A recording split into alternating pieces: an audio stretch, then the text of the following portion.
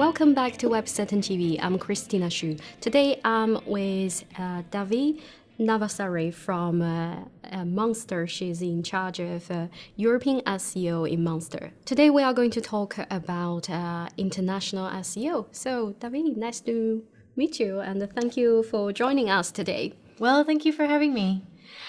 So could you tell us a bit more about international SEO? You guys are working in Monster.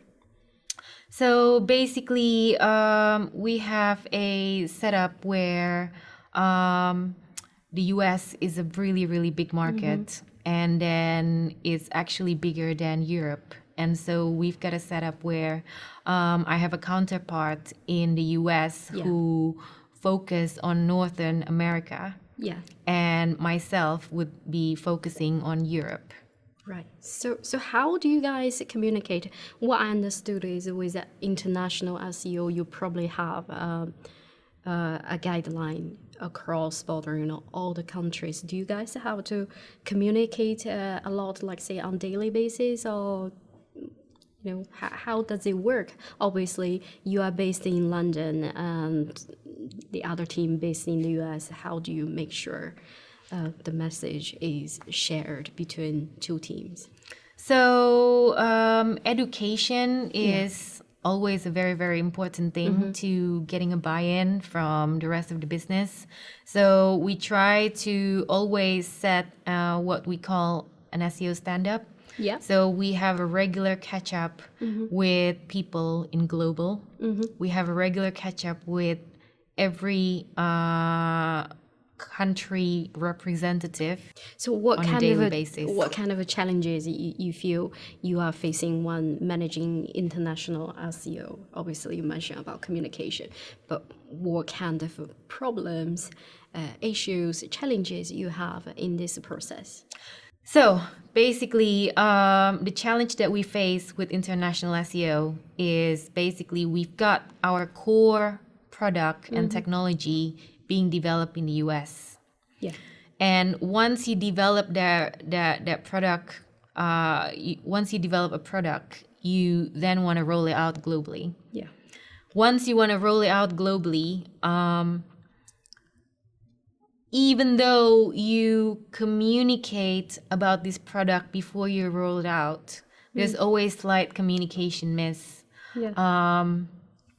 Either it's a local requirements or even an SEO requirements for each of the local countries. Because once you roll it out globally, the way European countries work is really different from the US. Yeah.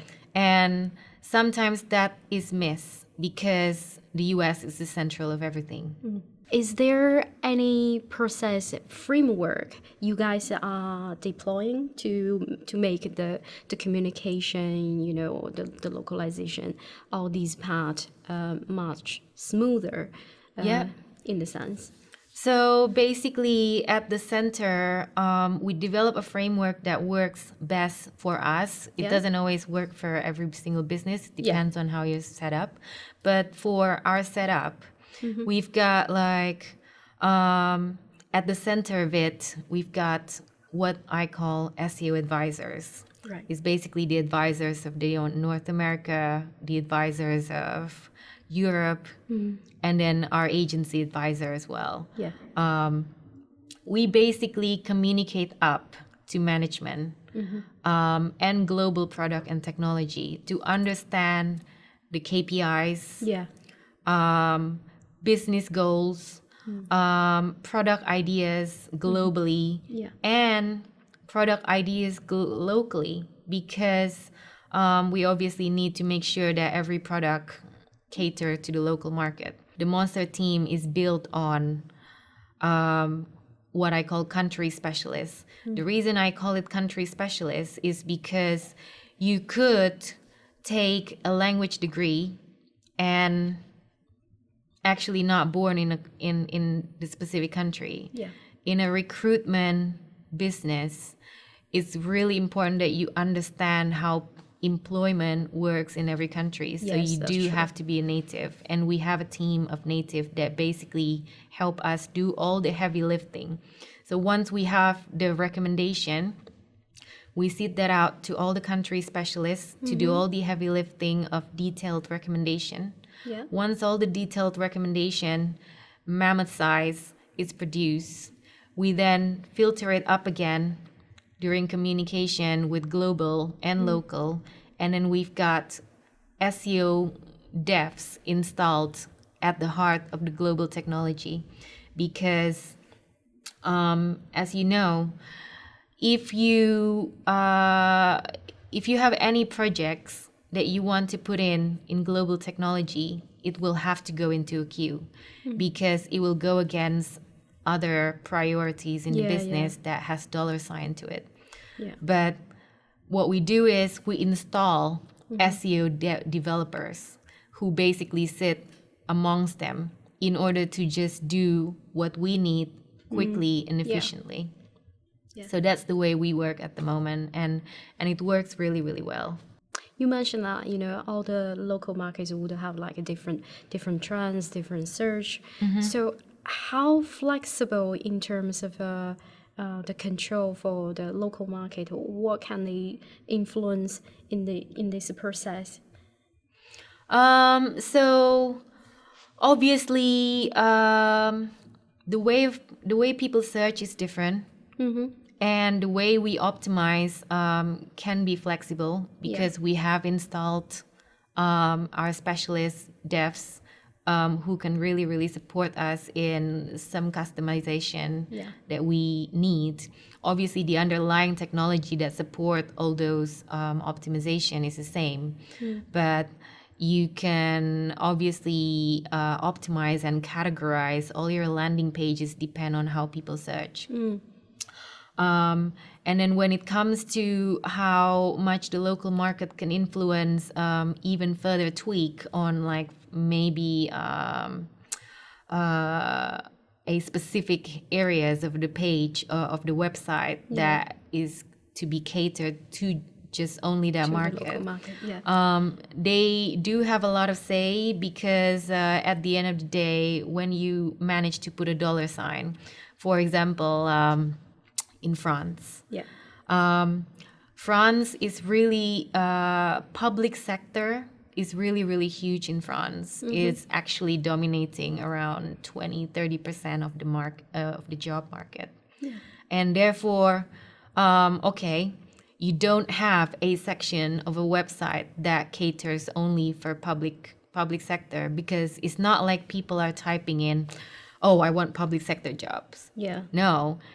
Actually, there are a public sector job. You could be anything. You could be an SEO. You could be a developer. You're just working for a business in public sector. And we obviously need a specific area for that.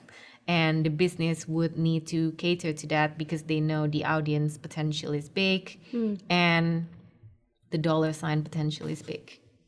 Makes sense. So you mentioned about like a communication, everything. I would just wonder, are there any particular tools or any tool you are using at the moment which is really can facilitate, you know, all this framework you mentioned, the ongoing communication? Is there anything you could recommend our audiences? Yeah. So we use various tools to communicate.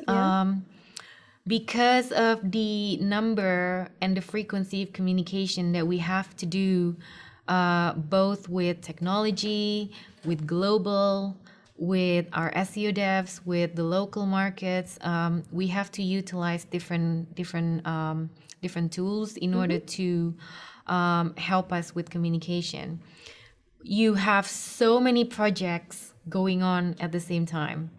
And therefore, you have to log every single one of them. Wow. Meaning, when we do have a stand-up with local markets, we keep a traditional spreadsheet log of all the different projects. They don't want to see development stories. These are not technical people. Yeah. But they want to see what's going on, what are we doing exactly to their website. So we have a log of everything that we are working on with them, and we review that with them. Is that shared across all the countries, or Yep. is this? Oh, okay. So everyone has a visibility of what's happening in other countries. We keep a big spreadsheet of log of what's going on, all the projects that's happening on the different countries, and we schedule different calls for different markets. And then when it comes to the technicality of things, we follow the way technology teams nowadays work.